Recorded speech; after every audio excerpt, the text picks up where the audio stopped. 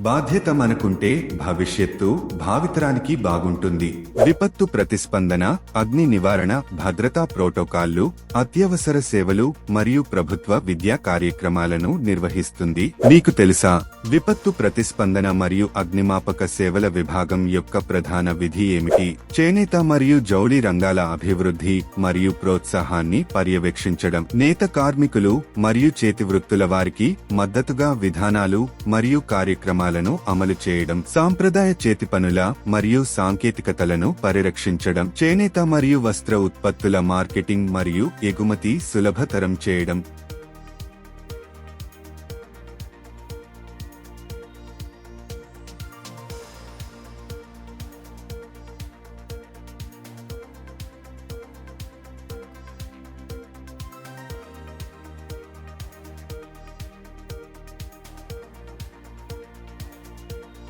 సమాచారంతో ఉండండి, సౌకర్యంతో జీవించండి.